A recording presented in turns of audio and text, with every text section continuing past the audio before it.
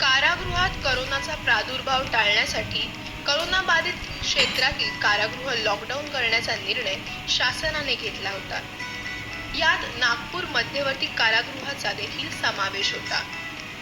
नागपूर मध्यवर्ती कारागृहातील 102 कर्मचारी हे कारागृहातच लॉकडाऊन करण्याचा निर्णय गृहमंत्री अनिल देशमुख यांनी घेतला होता।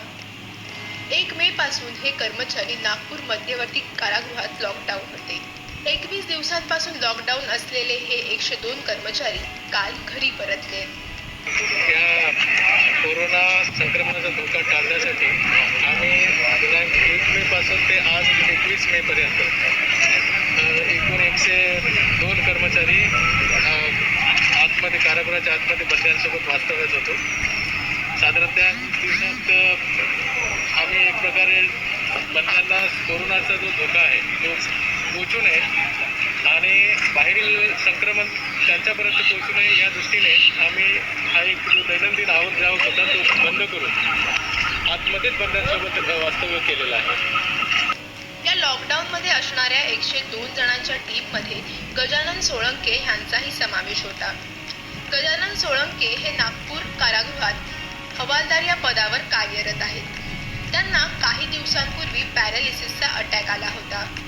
त्यामुळे ह्या लॉकडाऊनच्या काळात संपूर्ण टीमने त्यांची काळजी घेतली। मला त्रास काहीच झालेला नाही, कारण कसं माझ्या पाठीमागेच अधिकारी कर्मचारी सर्व पाठीमागे होते। औषध माझं संपलं तरी औषध त्यांनी मला आणून दिलं आणि कुठल्याच गोष्टीची कमतरता नाही पडू दिली त्यांनी मला। त्याच्यामुळं आणि बाहेरही माझा परिवार होता, पण त्याच्याकडे औषध पाणी किराणा वगैरे हे ते सर्व व्यवस्थित माझ्या फॅमिलीला आणून दिलेलं आहे।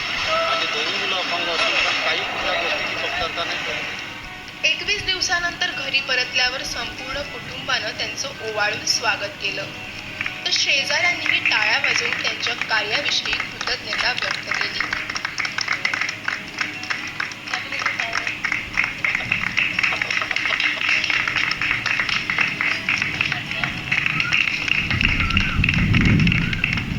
गजानन यांच्यावर आई, पत्नी आणि 2 अपंग मुलांची जबाबदारी आहे। त्यामुळे तेव्हा जे कारागृहात काम करत होते तेव्हा त्यांच्या आठवणीनं घरचे व्याकुळ होत होते। पण ते परतल्यानंतर त्यांच्या घरातल्याच्या डोळ्यात आनंदाश्रू तरळले। महाराष्ट्र टाइम्सचं YouTube चॅनल सबस्क्राईब